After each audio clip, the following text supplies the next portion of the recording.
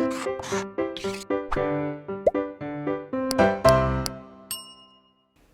Students, welcome back to blueprint digital. आज की इस वीडियो में हम सरल ऊतक यानी कि सिंपल टिश्यू के बारे में पढ़ेंगे। वीडियो को स्टार्ट करने से पहले हमारे चैनल को सब्सक्राइब करें और बेल आइकन दबाना न भूलें, जिससे हमारे लेटेस्ट वीडियोस की नोटिफिकेशन आपको प्राप्त होती रहे। अब हम आज के टॉपिक पर आते हैं।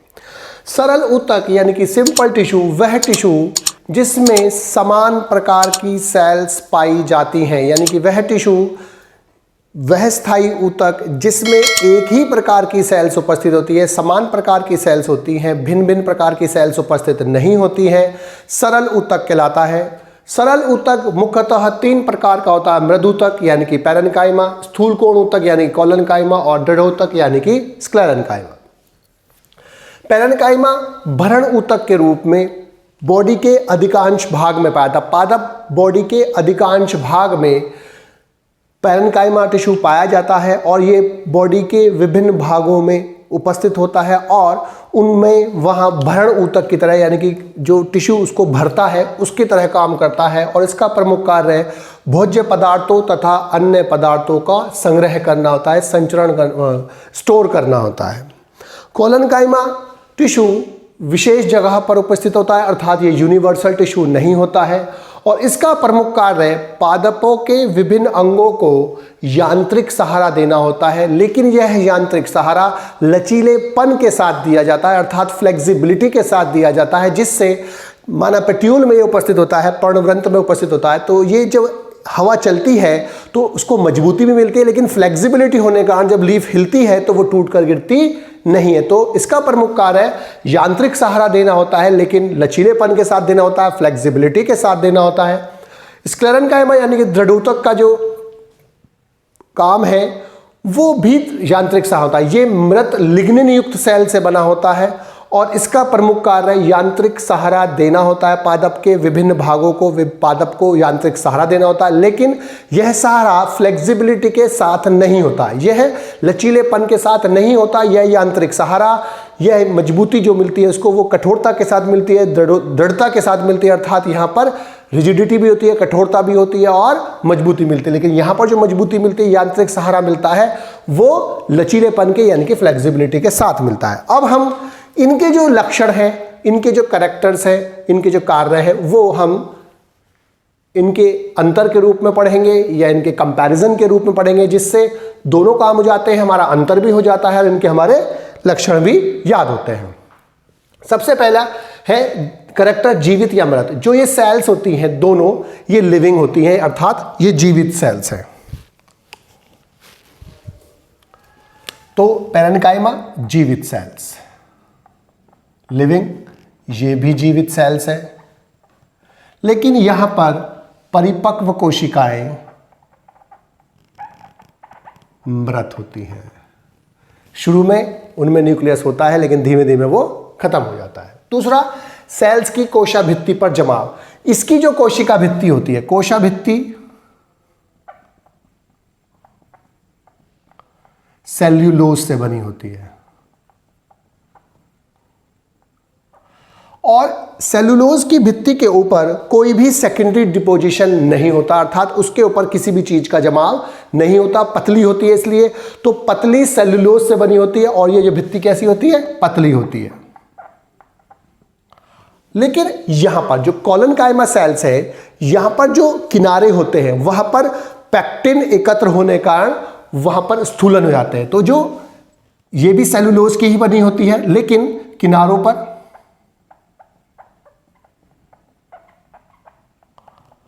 पैक्टिन का जमाव होता है, होने से स्थूलन हो जाता है, यानी कि वहां से वो मोटी हो जाती है, थोड़ी सी फूल जाती है, अर्थात कोने स्थूलित होते हैं। तो वहां पर जो कोने होते हैं, कोनों पर स्थूलन पाया जाता है। यहां पर लिग्निन डिपोज होता है,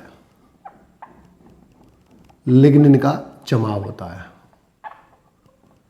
जमाव होने के कारण स्थूलन। यहां पर जो होती है सेल वॉल मोटी हो जाती है, किसके कारण? लिग्निन के। तो यहां पर कोई चीज डिपॉजिट नहीं होती, यहां पर पैक्टिन डिपॉजिट होता है किनारे पर, यहां पर लिग्निन डिपॉजिट होता है। बड़ी धानी, इसमें जो बड़ी धानी होती है वो उपस्थित होती है सेल के अंदर, इसमें भी उपस्थित होती है, लेकिन यहां पर अनुपस्थित होती है क्योंकि ये मृत कोशिकाएं होती हैं, इसलिए इनमें एक बड़ी धानी उपस्थित नहीं होती। सेल्स का आकार ये समव्यासी होती हैं। समव्यासी का मतलब आइसोडायमेट्रिक, मतलब सभी सेल्स का जो समान व्यास होता है, व्यास जो होता है समान होता है, और तथा विभिन्न आकार की होती है।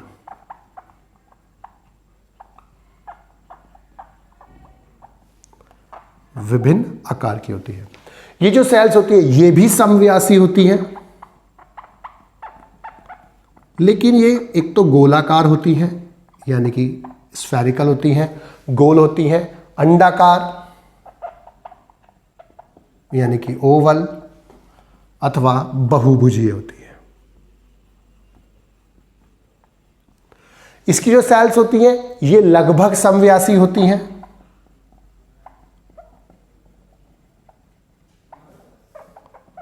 तथा विभिन्न आकार की होती है। इसके बाद अंतराकोशिकीय स्थान यानी कि इंटरसेलुलर स्पेस। इंटरसेलुलर स्पेस का मतलब क्या है? दो सेल्स के बीच में जो स्थान होता है इसे हम बोलते हैं अंतराकोशिकीय स्थान, यानी कि इंटर सेल्यूलर स्पेस। दो सेल्स के बीच में या सेल्स के बीच में जो स्पेस होता है हम उसे क्या बोलते हैं? Intercellular space. इसमें जो इंटरसेलुलर स्पेस जो होता है वो उपस्थित होता है, इसमें अनुपस्थित होता है, या बहुत कम होता है, या तो होता नहीं है और अगर होगा तो बहुत कम होगा, और इसमें अनुपस्थित होगा। अर्थात ये सेल्स जो दोनों हैं वो पास पास व्यवस्थित होते हैं, इनके बीच में गैप नहीं होता। कोशिका द्रव यानी कि सेल के अंदर जो साइटोप्लाज्म होता है वो अत्यधिक होता है, बहुत ज्यादा होता है। इसमें भी उपस्थित होता है, लेकिन चूंकि ये मृत सेल्स है इसलिए इनमें अनुपस्थित होता है। इसके बाद केंद्रक, अब चूंकि ये लिविंग सेल्स है तो इसलिए इनमें उपस्थित होता है, तो केंद्रक उपस्थित, इसमें भी उपस्थित, लेकिन चूंकि ये मृत सेल है इसलिए इसमें अनुपस्थित। इसके बाद स्थिति। अब स्थिति का मतलब ये कहां प्रेजेंट होती है? ये भरण ऊतक के रूप में, तक के रूप में पौधे के अधिकांश भागों में उपस्थित होती है।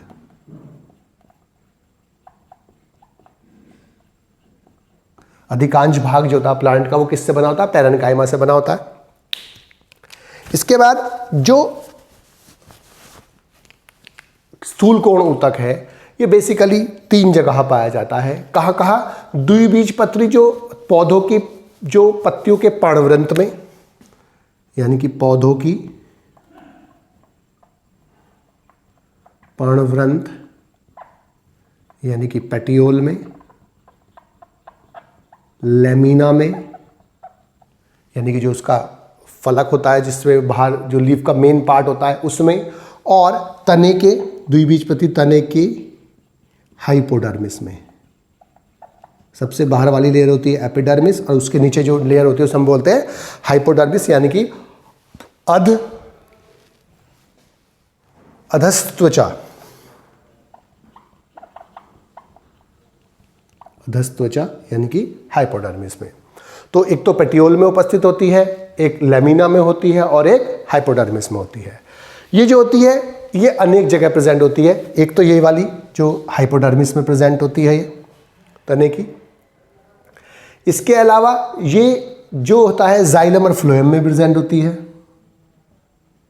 जाइलम और फ्लोएम में, प्लस बीजों में, प्लस फलों में जैसे पीयर जो होता है यानी कि नाशपाती, उसमें जो कठोरपन होता है स्क्लेरेंकाइमा का होता है। जो फलों के जैसे ड्राई फ्रूट्स टाइप के जो फ्रूट्स होते हैं जैसे अखरोट है, बादाम है, उनके ऊपर जो कवरिंग होती है उसमें ये प्रेजेंट होता है। तो अनेक जगह पर ये प्रेजेंट होता है। इसके बाद पिट्स इसमें अनुपस्थित होते हैं, इसमें भी अनुपस्थित होते हैं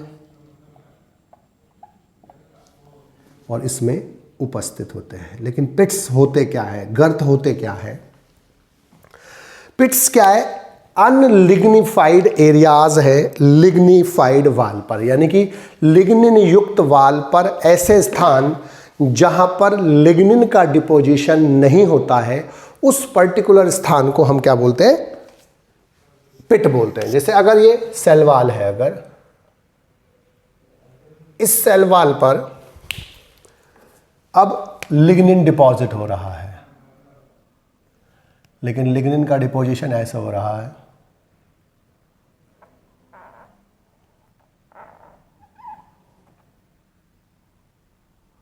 तो जहां जहां लिग्निन डिपॉजिट नहीं हो पाया है, जैसे यहां यहां यहां यहां यहां, तो इस एरिया को हम क्या बोलते हैं? पिट बोलते हैं, यानी कि गर्त बोलते हैं। और यही पानी और अन्य चीज़ों के एक्सचेंज में हेल्प करते हैं। तो पिट्स का यानी कि गर्त का मतलब क्या है? लिग्निन युक्त वाल पर लिग्निन का जमाव जहां नहीं होता है उस भाग को हम क्या बोलते हैं? पिट या गर्त बोलते हैं। यानी कि लिग्निफाइड वाल पर, अनलिग्निफाइड एरियाज और लिग्निफाइड वाल, लिग्निफाइड वाल पर जो लिग्निन विहीन भाग होता है उसको हम क्या बोलते हैं? पिट्स बोलते हैं। अब आई बात कार्य की, तो जो पैरेन्काइमा का जो सबसे पहला कार्य है, सबसे प्रमुख कार्य है, वो है विभिन्न प्रकार के पदार्थों और भोज्य पदार्थों को स्टोर करना। तो सबसे पहला काम है भोज्य पदार्थों का संग्रह करना। दूसरा, पादप शरीर का आकार नियमित बनाए रखना। जो पादप शरीर का जो पार्ट है उसका जो आकार होता है उसको मेंटेन रखना, क्योंकि अभी हमने पढ़ा कि जो उसकी स्थिति है वो क्या है? पैरेन्काइमा पूरे पादप कोशिका में, पादप बॉडी में पाए जाने वाला सबसे ज़्यादा पाए जाने वाला पैरेन्काइमा टिश्यू होता है, क्योंकि ये सभी जगह पर ग्राउंड टिश्यू यानी कि भरण ऊतक के रूप में पाया जाता है, उसको बरकरार रखता है, इसलिए वो उसका आकार बनाता है। तीसरा, जो विभिन्न प्रकार के सब्सटेंसेस है उनको स्टोर करता है। चौथा, कॉक कैम्बियम यानी कि काग एगा और वेस्कुलर कैम्बियम के रूप में ये द्वितीयक मेरिस्टेम यानी कि द्वितीयक विभजोतक का निर्माण करता है, जिससे ये द्वितीयक वृद्धि में यानी कि सेकेंडरी ग्रोथ में हेल्प करेगा। पौधों की जो सभी आवश्यक क्रियाएं हैं जैसे प्रकाश संश्लेषण, श्वसन, वाष्पोत्सर्जन, श्रावण, स्वांगीकरण, जितनी भी अधिकांश क्रियाएं होती है पादपों की वो पैरेन्काइमा टिश्यूज के द्वारा होती हैं। और मासल तनों में, जहाँ पर जो तना मोटा हो जाता है, मासल हो जाता है, फ्लैश की तरह हो जाता है, मांस की तरह हो जाता है, और लीव्स में ये जल का स्टोर करता है यानी कि जल का संचयन करता है। तो ये एक भोज्य पदार्थों को स्टोर करता है, विभिन्न प्रकार के पदार्थों को स्टोर करता है, पौधे की बॉडी के विभिन्न भागों को उनका जो आकार होता है वो नियमित करके रखता है। कॉक कैम्बियम और वेस्कुलर कैम्बियम बनाकर ये द्वितीयक वृद्धि में हेल्प करता है। सभी जो पौधे की आवश्यक क्रियाएं होती है, प्रकाश संश्लेषण और जो भी श्वसन वगैरह, श्वसन आदि जो क्रियाएं होती है वो सभी पैरेन्काइमा टिश्यूज में होती है। और छठा जो होता है ये मासल तनों और मासल लीव्स में जल का संचयन करता है, जल को स्टोर करता है। अब आई बात कोलेनकाइमा के कार्यों की। कोलेनकाइमा का सबसे प्रमुख कार्य क्या है? ये तनों तथा अन्य भागों को यांत्रिक सहारा देता है, फ्लेक्सिबिलिटी के साथ, लचीलेपन के साथ। पेटियोल में जहाँ ये प्रेजेंट होता है, तो पेटियोल यानी कि पर्णवृंत में जो कोलेनकाइमा होता है, तो जब वायु चलती है तो वायु चलने के साथ जो पेटियोल होता है उसमें कोलेनकाइमा होने के कारण उसको मजबूती मिलती है, लेकिन मजबूती के साथ वो फ्लेक्सिबिलिटी होती है जिसके कारण हवा के साथ जब लीफ हिलती है तो वो टूटकर गिरती नहीं है। अगर स्क्लेरेन्काइमा होता तो दृढ़ होने के कारण वो टूटकर गिर सकता था।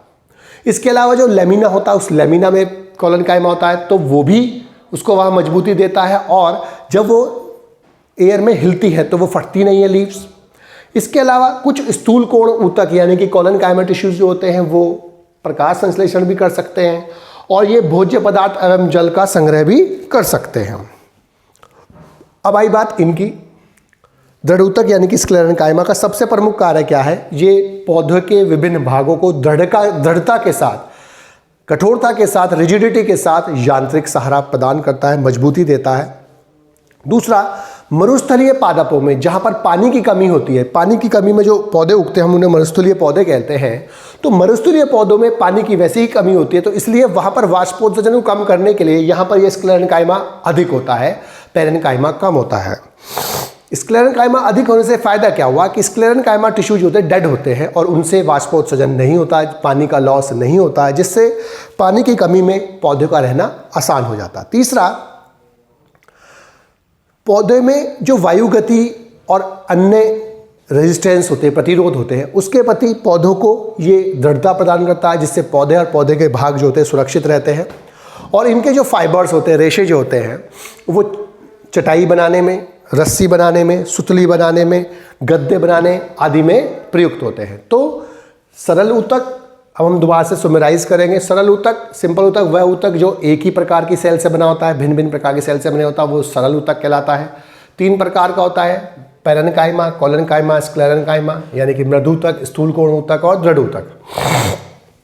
पैरेन्काइमा जीवित सेल्स होती हैं, जीवित टिश्यू है और ये मृत टिश्यू है, इसकी परिपक्व सेल मृत होती हैं।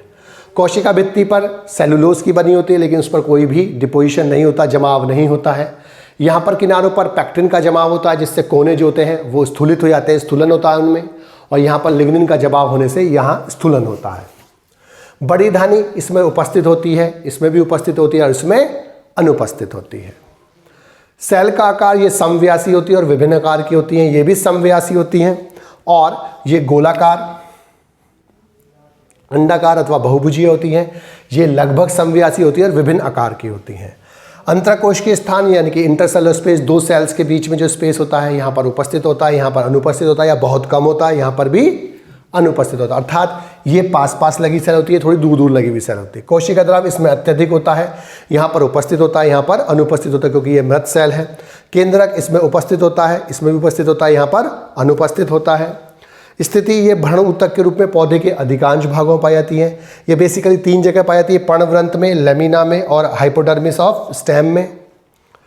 ये जाइलम में, फ्लोएम में, बीज में, फलों में, और जो फ्रूट्स के जो टाइट ढक्कन वाले फ्रूट्स होते हैं जिनके ऊपर कवरिंग ज़्यादा होती है, अखरोट है और बादाम है, उनके ऊपर पाया जाता है।